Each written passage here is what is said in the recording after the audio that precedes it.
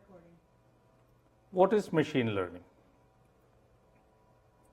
So as background, it's useful to remember what we did with Boolean functions. So what are Boolean functions and how did they help us?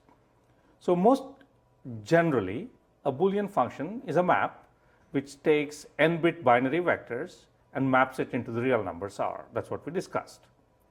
We spent quite a bit of time looking at an important particular form of Boolean functions, which took n element vectors built from -1 and +1 as the two values and mapped them into -1 and +1.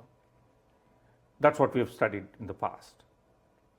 So given a function like this, f, and its input, you can determine what its output is.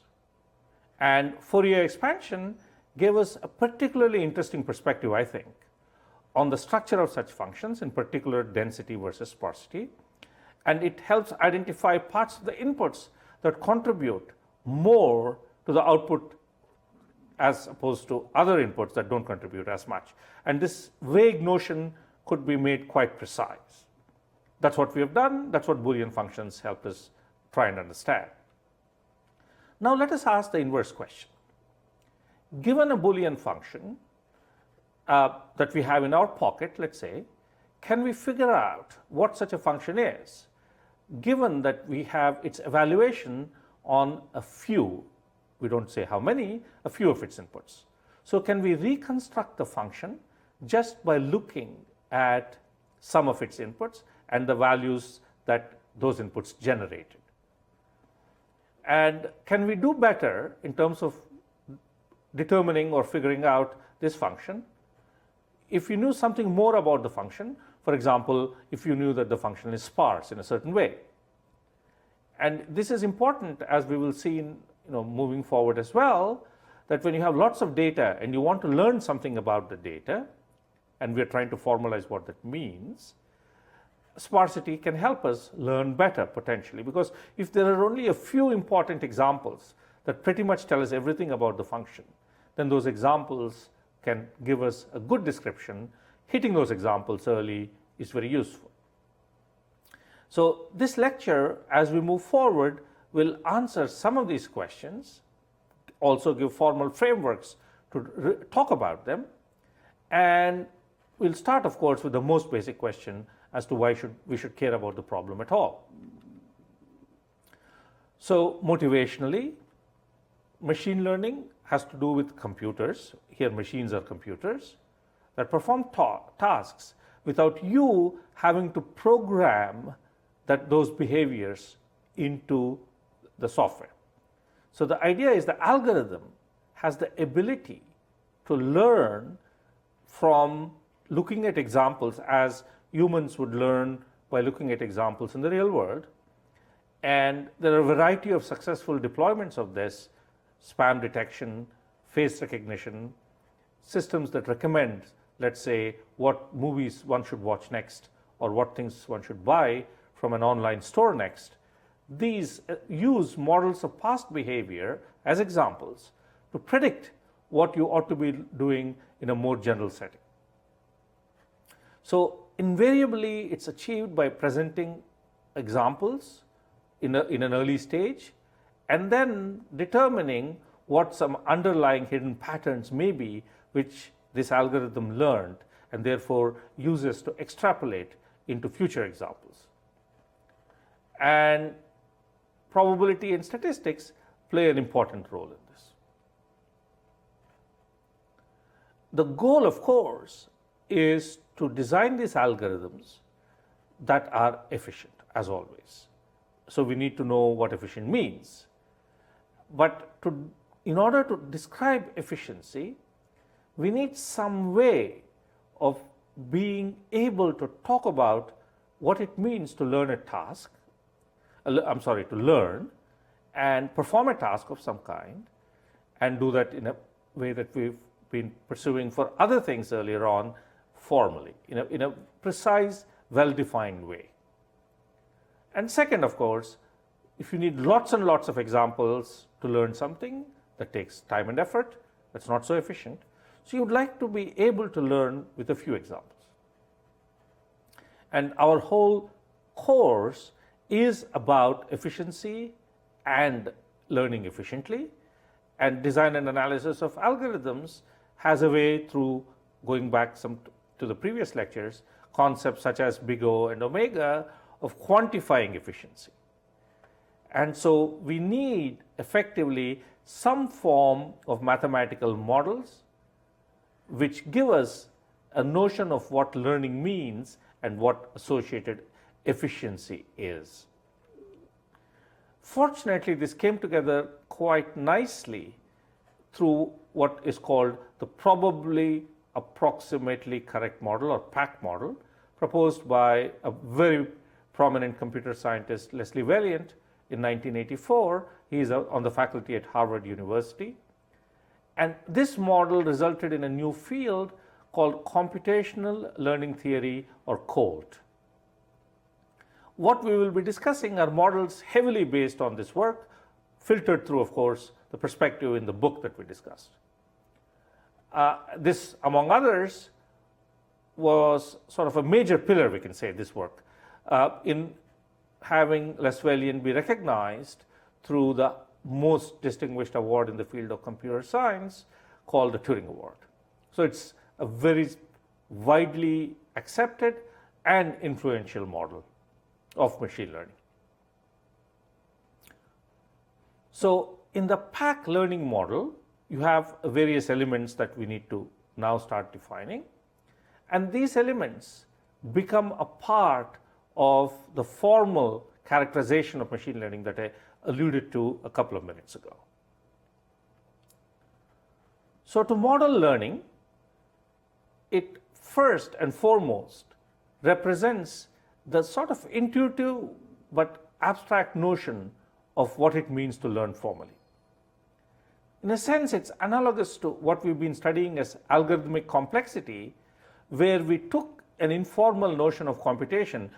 Different people write programs differently, and we discussed this, but standardized it using a single model of something that we describe now as a Turing machine. So we answered some interesting questions in these models for most of what has happened in the semester so far. Questions such as, what can be computed efficiently by a computer?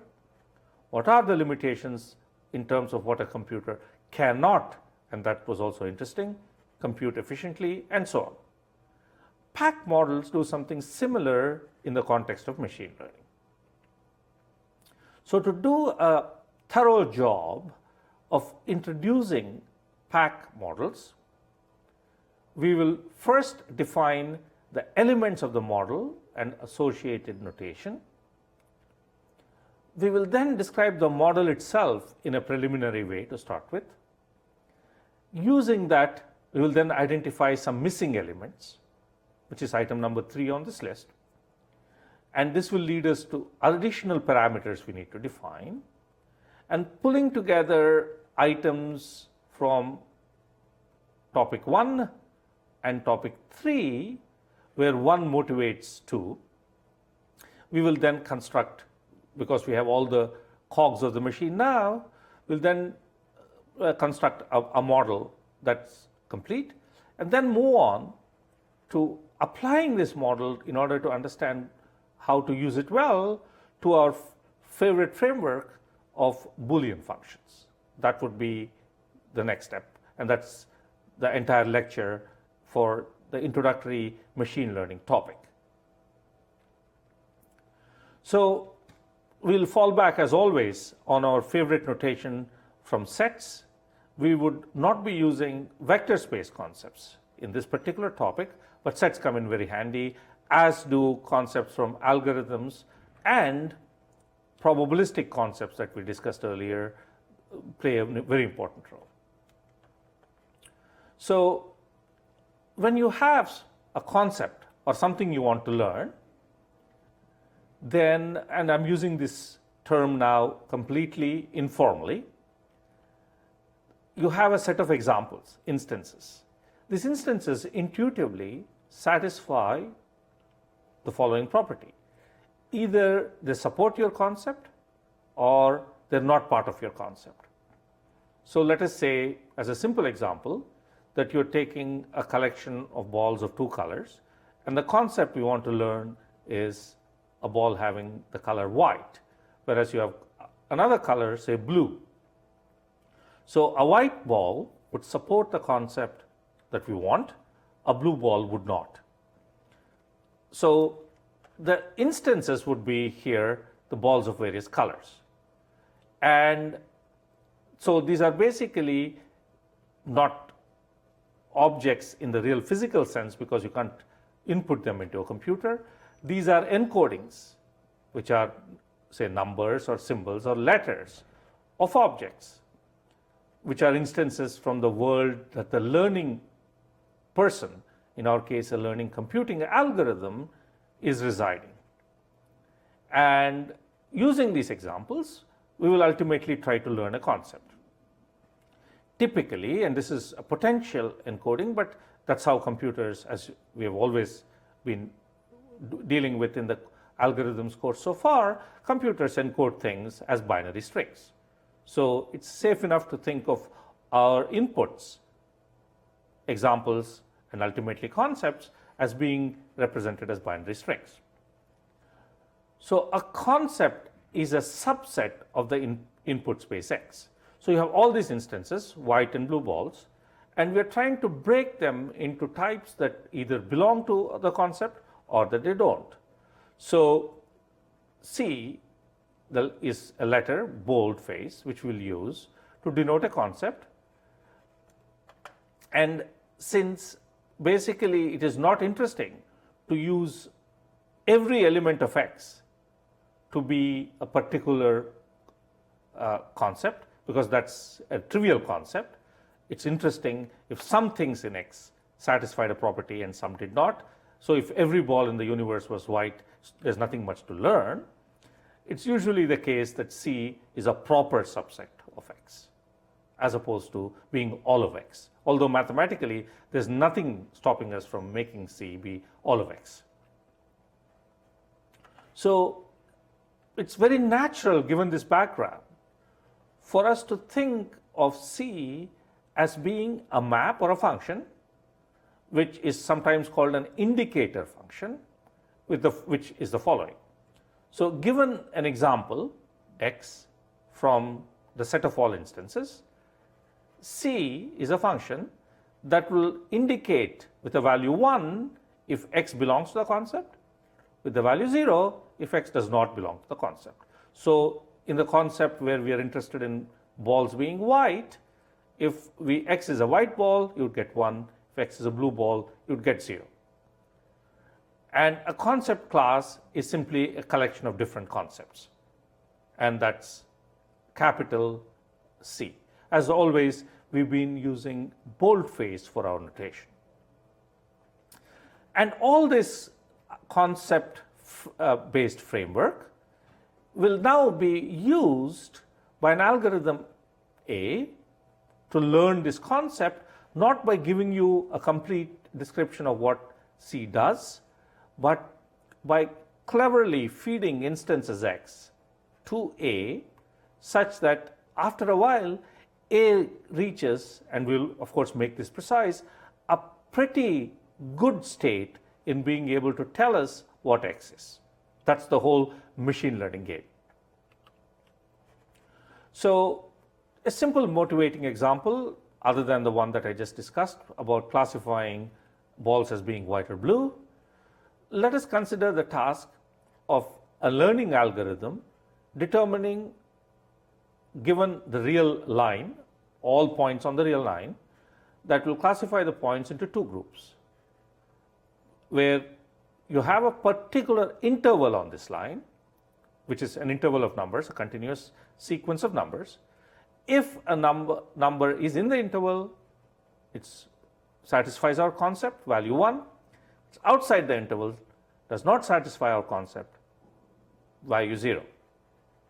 And so our concept is the way you define the interval, or we define the interval, and that's basically what Cx was in the previous slide.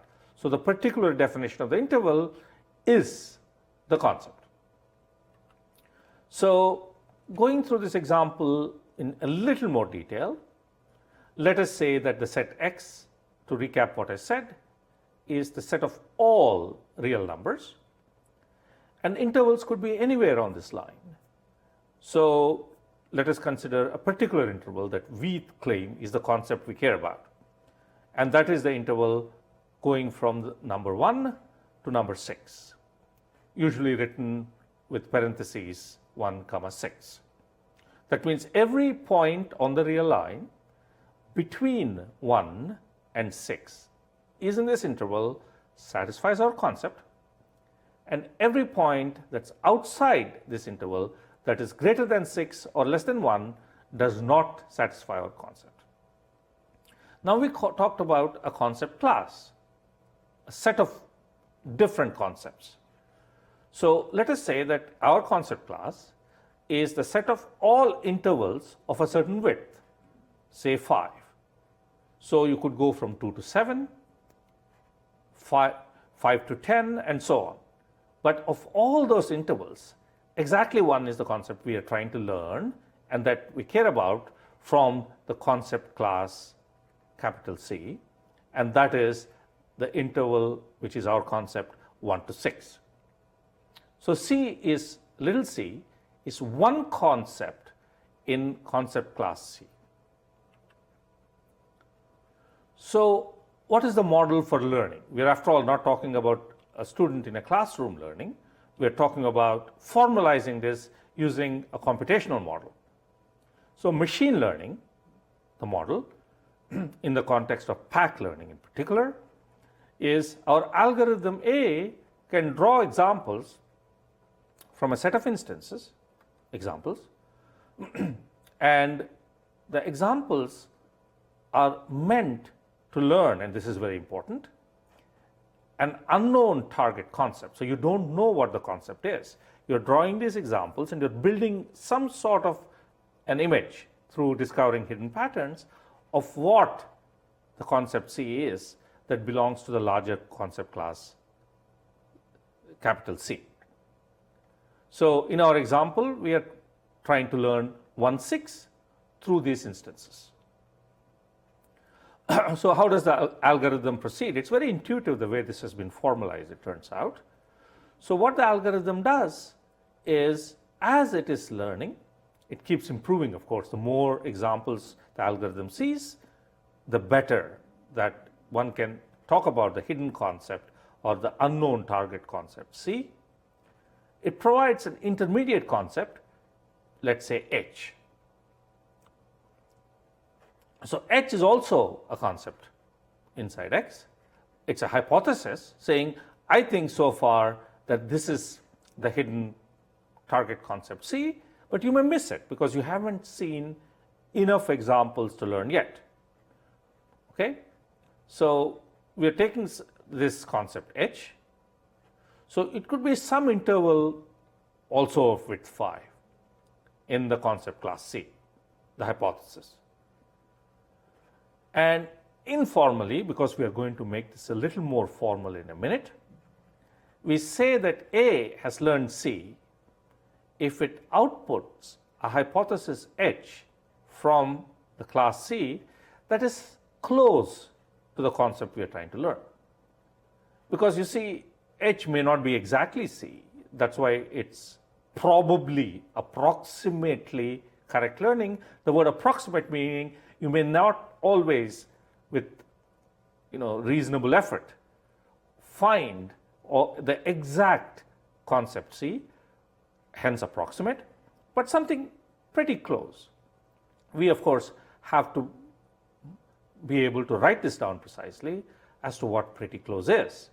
So the next step that we need to do, of course, is to spend some time trying to see how the pack model actually formalizes the concept of being close. So what does it mean for a hypothesis H to be close to C? And how does one measure closeness quantitatively? The way we do this is, and we will see this in a second, we define an error function between H and C. So we know that we are trying to learn the concept C, that's sacred, fixed. Now we have a variety of hypotheses. Let's say H is one, and when we write in this notation error H, it means it's the error or how close or how far away H is from the desired concept we are trying to learn, C. And as we said before, our algorithm, learning algorithm A, outputs a concept H such that error H is less than equal to some value epsilon, and epsilon is our tolerance. It's a small value, hopefully. That's why we said we want to learn by being close. Smaller epsilon is, the closer we are. Epsilon being 0 means, of course, we have exactly identified C. But also there is one other degree of freedom we have as we learn, and this degree of freedom has to do with the word probably from PAC. So we want to allow for us not to have to deterministically guarantee that we reach epsilon, but we have some confidence on the error being small, and that confidence you want it to be high. So if you have a confidence parameter, then you want the confidence to be greater than or equal to 1 minus delta. So in a sense, you want this parameter to be a bound for us on how confident you are about the answer. We will see, of course, that these things will take on a probabilistic flavor when we start actually defining them formally. So to summarize, what we have seen so far are the following elements. The thing we are trying to learn from a set of instances X is the concept C.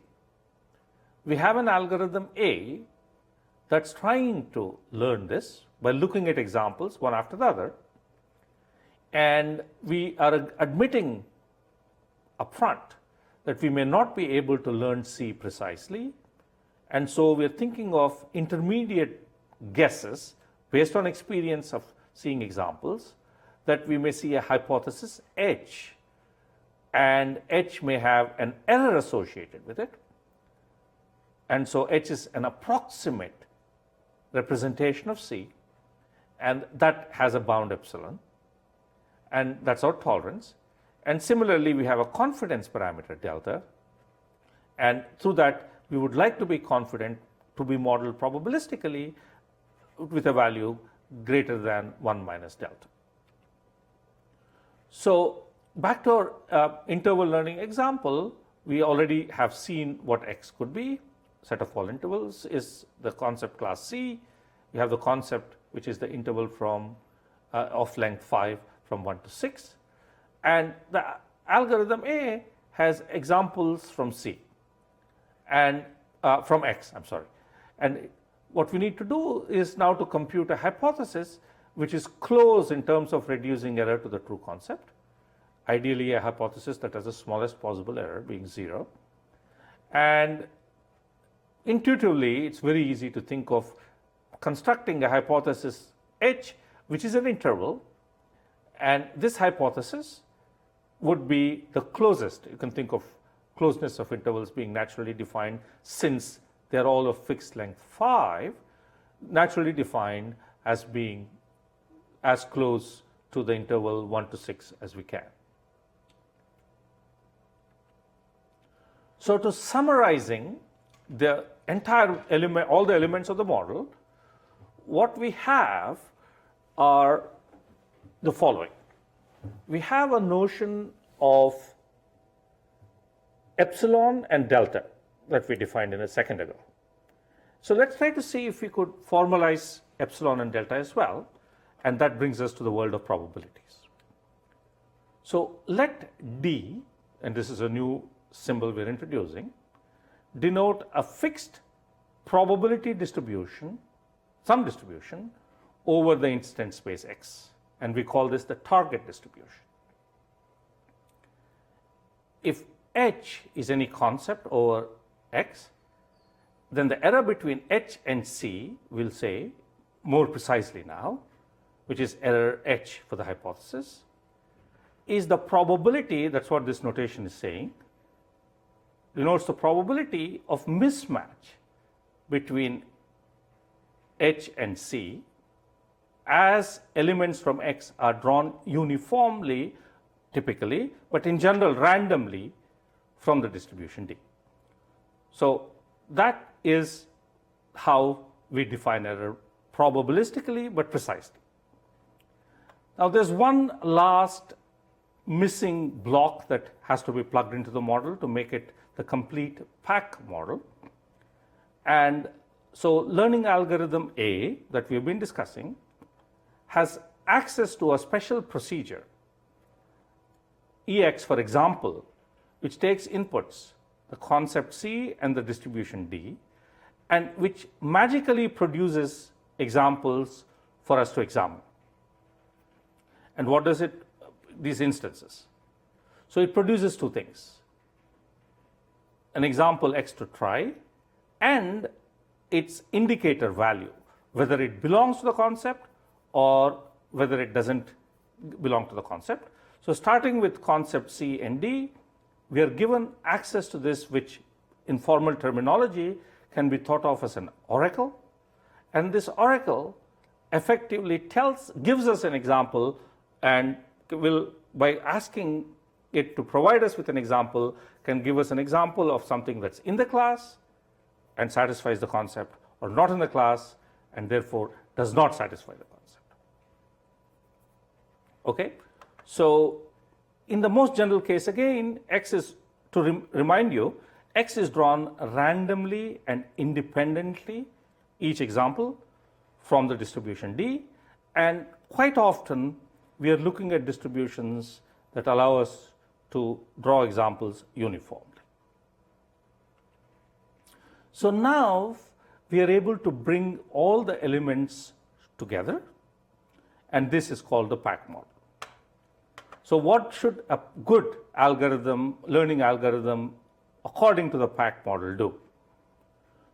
So for every concept C belonging to the concept class C, and for every distribution D on X, and that's important, uniform being a good example of something we should try, and for all epsilon between 0 and half, and that is the error tolerance, and similarly all delta between 0 and half, that's the confidence tolerance.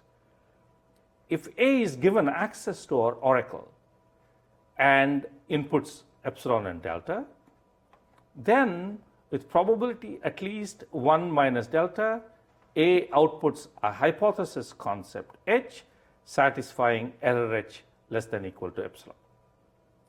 So basically what we are trying to say here, which we'll of course develop through more concrete examples in a few minutes, is the following.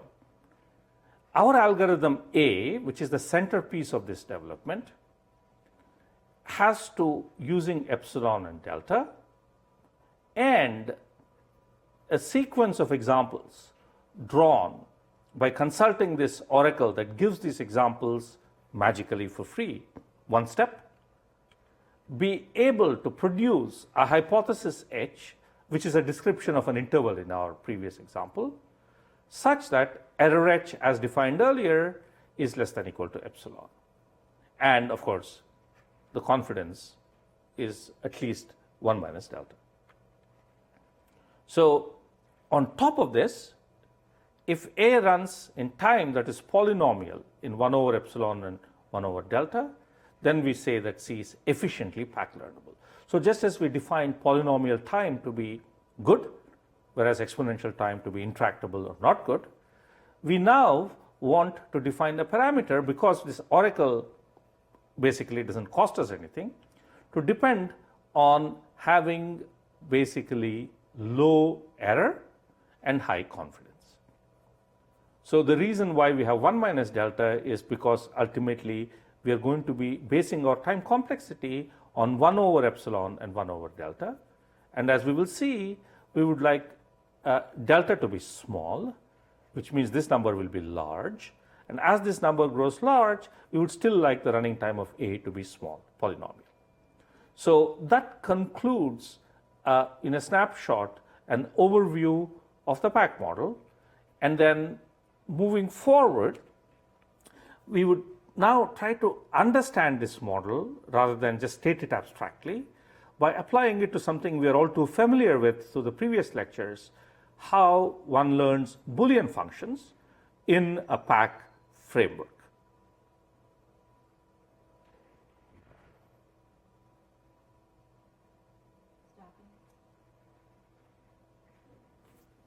Okay, we're done for today.